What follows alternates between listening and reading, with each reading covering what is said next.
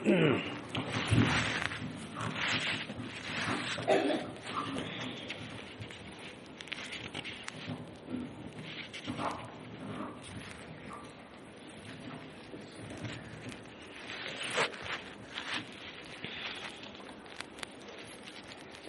اللہ الرحمن الرحیم الحمد للہ رب العالمین والصلاة والسلام علی اشرف الانبیاء والمرسلین وعلی آلہ وصحبہ اجمعین اما بعد۔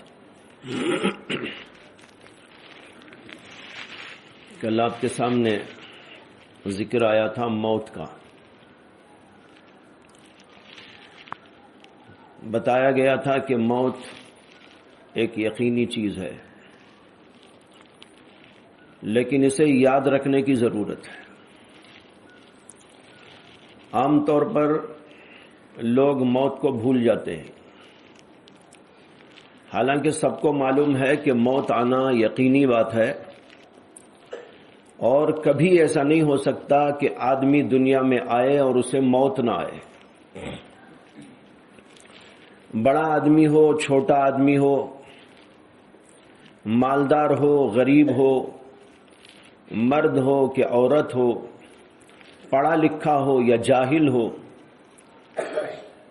ہر قسم کے آدمی کو موت ضرور آئے گی۔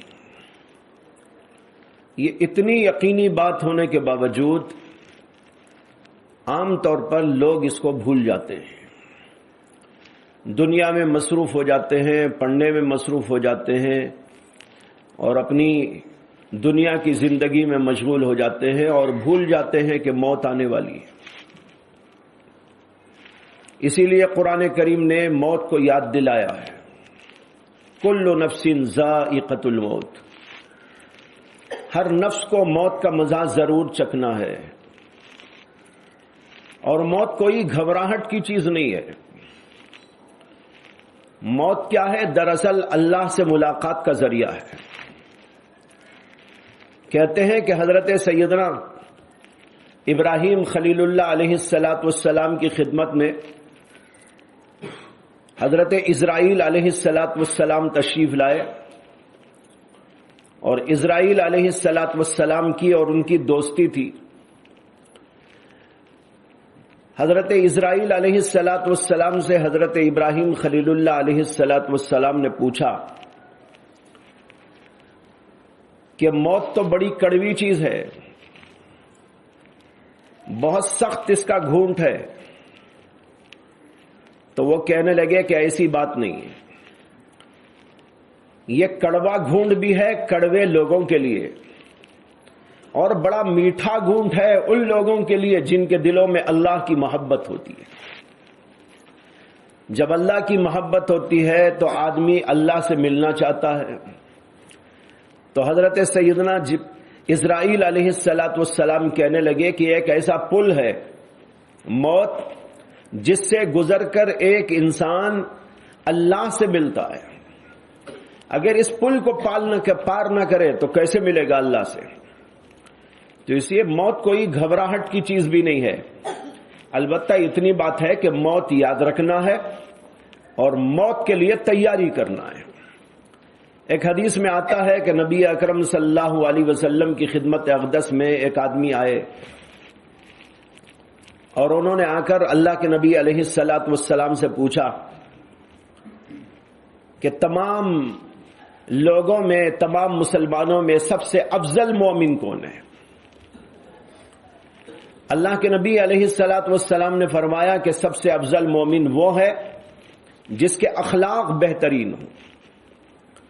اور پھر انہوں نے دوبارہ سوال کیا کہ یا رسول اللہ من اکیس الناس، پہلے تو پوچھا من افضل الناس، لوگوں میں سب سے افضل کون؟ آپ نے اس کے جواب کے اندر فرمایا کہ سب سے افضل وہ ہے جس کے اخلاق بہت اچھے ہوں۔ اور انہوں نے دوسرا سوال کیا من اکیس الناس، اس کا ترجمہ ہے لوگوں میں سب سے زیادہ عقل مند انسان کون ہے؟ اس کے جواب میں اللہ کے نبی علیہ السلام نے ارشاد فرمایا کہ جو آدمی موت کو کثرت سے یاد کرتا ہے وہ دراصل بہت بڑا عقل مند انسان ہے۔ اور جو پھر اس کی تیاری کرتا ہے، تو موت کو یاد کرتا ہے اور پھر موت کے لیے تیاری کرتا ہے، تو وہ سب سے بڑا عقل مند انسان ہے۔ فرض کرو کہ آپ کو ایک جگہ جانا ہے اور راستہ بڑا کٹھن ہے، اس کے اندر غار ہیں اور اس کے اندر جنگلات ہیں اور اس کے اندر خطرناک وادیاں ہیں، ان کے اندر سے گزر کر آپ کو ایک جگہ پر جانا ہے اور آپ کو یقینی طور پر معلوم ہے کہ مجھے وہاں جانا ہے، محض احتمال نہیں ہے، یقین ہے کہ وہاں مجھے بہرحال جانا ہے، اور آپ کو یہ بھی معلوم ہے کہ راستہ بڑا خطرناک ہے، بڑی خطرناک وادیاں ہیں، اور اسی طریقے پر بہت سے اور مسائل ہیں، یہ بھی آپ کو ساتھ ساتھ معلوم، تو آپ وہاں جانے سے بے خبر رہیں گے یا ہر وقت اسی کی فکر میں لگے رہیں گے؟ ہر وقت فکر ہوگی، ارے بھائی وہاں جانا ہے، کیا ہوگا، کیسے جانا ہے، کیا تیاری کرنا ہے، پلین سے جانا ہے کہ ٹرین سے جانا ہے، چل کے جانا ہے یا کوئی اور صورت ہے جانے کی، ٹکٹ کا کیسے انتظام کرنا ہے، کس سے ملاقات کرنا ہے، اور کہاں کہاں جا کر کیا انتظامات کرنا ہے، تیاری کیا کرنا ہے، اور سفر میں مجھے ساتھ میں کیا کیا چیزیں لے کر جانا ہے، یہ ہوگا کہ نہیں ہوگا؟ جو آدمی یہ کرے گا وہ عقل مند انسان ہے، اور جسے معلوم ہے کہ مجھے وہاں جانا ہے، خطرناک وادیاں ہیں، راستہ بہت خطرناک ہے، لیکن اس کے باوجود سو کے گزار رہا ہے، نہ جانے کی تیاری ہے نہ کچھ ہے، تو جب اسے جانے کا نمبر آئے گا تو کس قدر اس کے لیے پریشانی کا سامنا ہوگا۔ وہ بے وقوف ہے اور یہ آدمی عقل مند ہے جو تیاری کر رہا ہے۔ اسی کو اللہ کے نبی علیہ السلام نے فرمایا ہے، منکیس الناس، سب سے زیادہ عقل مند کون؟ آپ نے فرمایا وہ ہے سب سے عقل مند انسان جو موت کو کثرت سے یاد کرتا ہے اور پھر اس کی تیاری کرتا ہے۔ الکیس من دان نفسہ وعمل لما بعد الموت، ایک حدیث یہ بھی ہے، کیس عقل مند، فرمایا الکیس من دان نفسہ، عقل مند انسان وہ ہے جو اپنے نفس کا محاسبہ کرتا ہے، وعمل لما بعد الموت، اور موت کے بعد کی تیاری کرتا ہے۔ ایک دفعہ کا واقعہ ہے کہ نبی اکرم صلی اللہ علیہ وسلم تشریف لے جا رہے تھے اور آپ کے ساتھ میں حضرت براء ابن عازب رضی اللہ تعالیٰ عنہ تھے۔ حضرت براء ابن عازب خود روایت کرتے ہیں کہ میں اللہ کے نبی کے ساتھ جا رہا تھا، چلتے چلتے آپ نے دیکھا کہ ایک جگہ پر کچھ لوگ جمع ہیں۔ آپ نے پوچھا کہ بھئی یہ لوگ کیوں جمع ہیں، یہ لوگ یہاں کیا کر رہے ہیں؟ فرماتے ہیں کہ میں نے عرض کیا کہ ایک صاحب کا انتقال ہو گیا ہے اور ان کی قبر تیار ہو رہی ہے، لوگ ان کو دفنانے کے لیے جمع ہیں۔ اتنا سنتے ہی اللہ کے رسول علیہ الصلوۃ والسلام جلدی جلدی دوڑتے ہوئے اس مجمع میں پہنچ گئے۔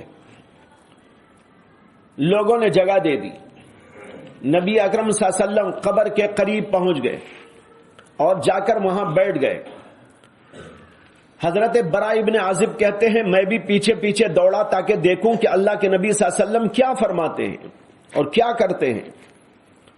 کہتے ہیں کہ میں نے دیکھا کہ اللہ کے نبی علیہ السلام بیٹھے ہیں اور زار و قطار روتے چلے جا رہے ہیں۔ کہتے ہیں اتنا روئے اتنا روئے اتنا روئے کہ سامنے کی جو مٹی تھی وہ ساری کے ساری مٹی تر ہو گئی۔ اتنا روئے اللہ کے نبی علیہ الصلوۃ والسلام، اور پھر اس کے بعد تدفین ہوئی، قبر میں مردے کو رکھا گیا۔ جب یہ سب کچھ ہو گیا تو اللہ کے نبی علیہ الصلوۃ والسلام نے فرمایا یا اخوانی، ارے بھائیو اس دن کے لیے تیاری کر لو۔ فرمایا کہ اے بھائیو اس دن کے لیے تیاری کر لو، یہ دن تمہارے لیے بھی آئے گا، موت ہر ایک کے لیے مقدر ہے۔ اسی لیے حضرات سلف صالحین کا حال یہ تھا کہ ہم وقت وہ موت کو اور موت کے بعد کے واقعات کو، اس کے حالات کو ذہن میں ہر وقت تر و تازہ رکھتے تھے۔ ایک بزرگ تھے، ان کا نام تھا حضرت ربیع ابن خیثم۔ ربیع بن خیثم تابعین میں سے ہیں، جلیل القدر تابعین میں سے۔ ان کا حال یہ تھا کہ جب بھی ذرا سی کوئی سختی اپنے دل کے اندر پاتے، محسوس کرتے، انہوں نے اپنے گھر کے اندر ایک گڑھا بنا رکھا تھا، قبر کھود کے رکھی تھی۔ ذرا سی کوئی سختی دل کے اندر محسوس کرتے تو جا کر اس گڑھے میں بیٹھ جاتے، بلکہ لیٹ جاتے، اور اپنے نفس سے خطاب کرتے، ایک دن تجھے اس گڑھے میں آنا ہے، ایک دن تجھے یہاں پر سونا ہے، اور ایک دن تجھے اس طرح دفن کر دیا جائے گا۔ یہ کہہ کر اپنے نفس کو موت یاد دلاتے، قبر یاد دلاتے، قبر کے حالات یاد دلاتے، اور پھر اس کے بعد آیت کریمہ پڑھتے، رب ارجعون لعلی اعمل صالحا۔ یہ قرآن کریم کے اندر جملہ آیا ہے کافروں کے بارے میں کہ کافر لوگ قیامت کے میدان میں اللہ سے عرض کریں گے، رب ارجعونی، اے اللہ ہم کو ذرا واپس لوٹا دیجئے دنیا کے اندر، لعلی اعمل صالحا، ہو سکتا ہے کہ میں وہاں جا کر کچھ اچھا عمل کر کے آ جاؤں۔ لیکن اللہ جواب دیں گے، ہرگز نہیں، یہاں اب واپسی دوبارہ نہیں ہو سکتی۔ یہ آیت کریمہ وہ پڑھتے اور کہتے رب ارجعون لعلی اعمل صالحا، اور پھر اس کے بعد قبر سے باہر آ کر اپنے نفس سے خطاب کرتے اور کہتے، ارے ربی تجھے پھر دوبارہ قبر سے آنے کا موقع مل گیا ہے، اب ذرا عمل کر لے۔ دیکھ رہے ہیں، یعنی موت کو یاد کرنے کے لیے عملی مشق ہوتی تھی۔ ایسے حضرات تھے۔ عمر بن عبدالعزیز رحمت اللہ علیہ، جو بہت بڑے عابد و زاہد اور عالم ہونے کے ساتھ ساتھ امیر المومنین بھی تھے، خلیفۃ المسلمین بھی تھے، نہایت درجے متقی اور پرہیزگار۔ ان کے بارے میں لکھا ہے کہ روزانہ ان کے گھر پر حضرات اہل علم کی مجلس ہوتی تھی، علماء کو، فقہاء کو وہ جمع کرتے تھے۔ آج کل علماء میں، فقہاء میں یہ مسئلہ ہی نہیں رہا جو وہاں ہم پڑھ رہے ہیں۔ کہتے ہیں کہ حضرات علماء اور فقہاء کو جمع کرتے، پھر کیا ہوتا، فَيَتَذَاكَرُونَ الْمَوْتِ وَالْقِيَامَةِ وَالْحِسَابِ ثُمَّ يَبْكُونَ۔ اور اس کے بعد عجیب جملہ ہے روایت کے اندر کہ ثُمَّ يَبْكُونَ كَأَنَّ بَيْنَ أَيْدِيهِمْ جَنَازَةٌ۔ کیا مطلب؟ کہتے ہیں کہ حضرات علماء فقہاء ان کی جمع ہوتے، ان کے ہاں مجلس لگتی، اور اس کے اندر موت کا تذکرہ، قیامت کا تذکرہ، حساب و کتاب کا تذکرہ، آخرت کے احوال کا تذکرہ ہوتا۔ ثم یبکون، اور پھر سارے کے سارے رونے لگتے تھے۔ رونے کا حال کیا ہوتا تھا؟ کہتے ہیں کأن بین ایدیہم جنازہ، ایسا روتے گویا کہ ان کے سامنے کوئی جنازہ رکھا ہوا۔ یا اللہ، کیا حالت تھی، کیا کیفیت تھی۔ موت کو یاد کرنے کے لیے مجلسیں جوڑی جاتی تھی۔ علماء دن بھر پڑھتے ہیں، پڑھاتے ہیں، طالب علم پڑھتے رہتے ہیں، مختلف علوم فنون، اس کی بحثیں، اس کا مباحثہ، اس کا مذاکرہ چلتا رہتا ہے، لیکن اسی کے ساتھ ساتھ موت کا تذکرہ بھی ضروری ہے، آخرت کے احوال کا تذکرہ بھی ضروری ہے۔ دیکھو عمر بن عبدالعزیز کے ہاں مستقل مجلس جمتی تھی۔ کن کی مجلس؟ علماء کی مجلس، فقہاء کرام کی مجلس۔ اس کے اندر تذکرہ کیا ہوتا تھا؟ یتذاکرون الموت، موت کا تذکرہ، والقیامہ، قیامت کا تذکرہ، حساب اور کتاب کا، حشر و نشر کا تذکرہ، اور پھر روتے، ایسا روتے گویا کے سامنے جنازہ رکھا ہو۔ عمر بن عبدالعزیز رحمت اللہ علیہ جن کا ذکر آیا، ان کی ایک اور بات یاد آ گئی کہ ایک بار ان کی خدمت میں مشہور تابعی بزرگ محمد ابن کعب القرظی تشریف لائے، حاضر ہوئے۔ تو عمر بن عبدالعزیز کے ساتھ بیٹھ کر بات چیت کر رہے تھے، کرتے کرتے ان کو گھور کر دیکھنے لگے، یعنی عمر بن عبدالعزیز کو گھور کے ایسا دیکھ رہے، اور روایت میں لکھا ہوا ہے کہ रत्ती बराबर पलक भी नहीं झपक रहे थे, टिकटिकी बांध के उनको देख रहे। तो उमर बिन अब्दुल अजीज की निगाह उनके ऊपर पड़ गई। देखा तो मुझे टिकटिकी बांध के देख रहे। पूछा कि या काब, क्या किस्सा है?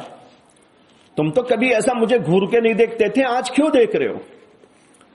तो उन्होंने कहा कि अमीरुल मोमिनीन, मैं गुज़िश्ता बार आपकी खिदमत में आया था तो आपको मैंने देखा था कि मोटे तगड़े ताजे, लेकिन अब मैं देख रहा हूं तो आप नहीफ और दुबले और पतले हो गए हैं, रंग पूरा आपका खत्म हो गया है। आपका वो हुस्न क्या हुआ, वो जमाल क्या हुआ, वो आपकी जो है सेहत क्या हुई, इन सब चीजों पर मैं तो असर देख रहा हूं, इसलिए मैं ताज्जुब के साथ आपको देख रहा हूं। इस पर हजरत उमर बिन अब्दुल अजीज ने क्या जवाब दिया? उमर बिन अब्दुल अजीज कहने लगे, अच्छा इसलिए तुम देख रहे हो? अरे भाई, तुम उस वक्त में मुझे देखोगे तो क्या होगा तुम्हारा हाल, जबकि मुझे कब्र में दफन कर दिया गया होगा, कीड़े मकोड़े ने मेरे जिस्म को खा लिया होगा, जिस्म पूरा सड़ गया और गल गया होगा। जब तुम मुझे वहां देखोगे तो क्या करोगे? क्या अजीब अल्लाह के बंदे हैं। उनको पूछने वाला पूछ रहा है कि हजरत आप दुबले क्यों हो गए, पतले क्यों हो गए, आपका हुस्न जमाल उड़ क्यों गया, आपका रंग यूं फख क्यों हो गया? जवाब उसका कुछ नहीं, ये है, अरे यही तो देख रहे हैं, एक जमाना वो भी आएगा कि कब्र में मैं हूंगा। यानी कब्र इतनी याद है, इस कदर याद है कि हर वक्त हर लम्हा उनके जहन के अंदर ये तरोताजा है। यही हाल तमाम अकाबिर का था। मौत को याद करते थे, कब्र को याद करते थे, हशर को याद करते थे, वहां के अहवाल को याद करते थे। आपने नाम सुना होगा इमाम ताऊस का। इमाम ताऊस इब्ने अब्बास के शागिर्दों में है और अजिल्ले ताबईन में उनका शुमार होता है। इल्म में, अमल में, तकवे तहारत में उनकी मिसाल नहीं। उनके बारे में लिखा है कि वो जब अपने बेड पर सोने के लिए जाते थे, एक तो जाते थे बहुत देर में, और जब अपने बेड के ऊपर जाते तो वो बेड के ऊपर ऐसे उलट पुलट होते, रिवायत में अल्फाज ये हैं, ऐसे जैसे कि किसी हंडिया में कोई दाना डाल दिया गया हो, नीचे से आग लगा दी गई। आपने देखा होगा अगर तवे के ऊपर एक दाना डाल दें, क्या करेगा? नाचेगा वो, यूं यूं यूं यूं।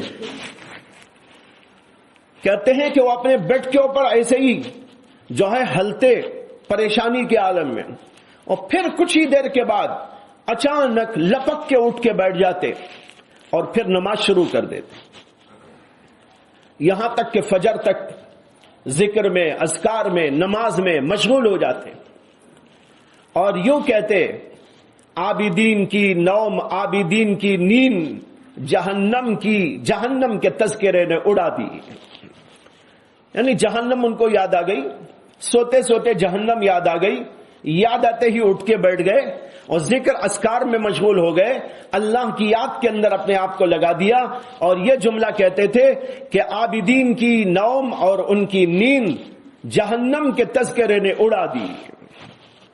हजरत सुफियान इब्ने सईद सौरी बड़े जलीलुल कद्र इमाम गुजरे हैं। जहां पर वो हदीस के इमाम थे, वहीं पर तसव्वुफ के इमाम भी थे। उनके बारे में लिखा हुआ है कि उनके सामने, उनकी मजलिस में कभी मौत का जिक्र आ जाता तो फिर 2-2, 3-3 दिनों तक खाना खाना बंद हो जाता, खाना नहीं खाते।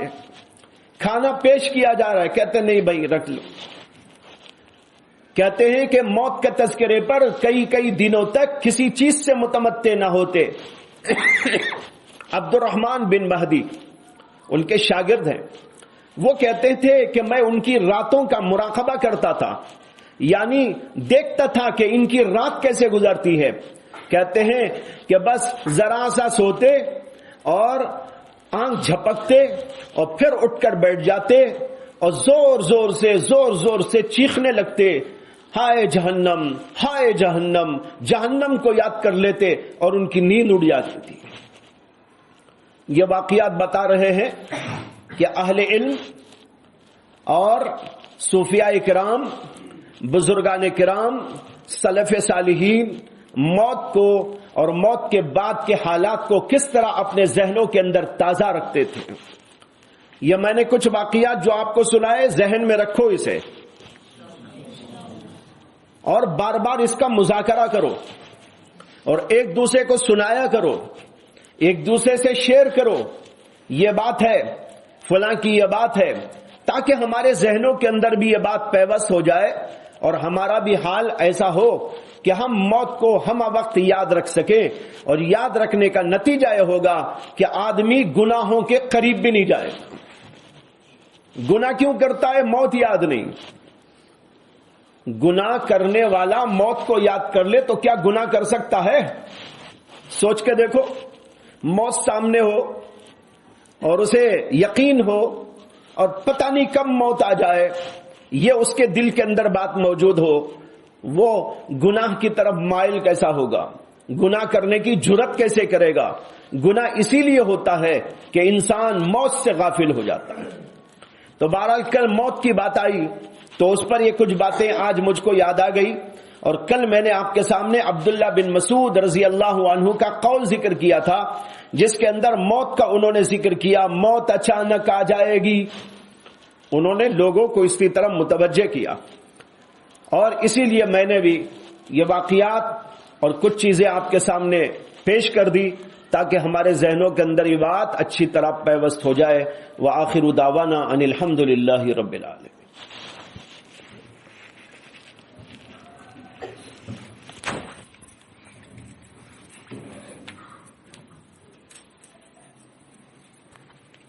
لا الہ الا اللہ.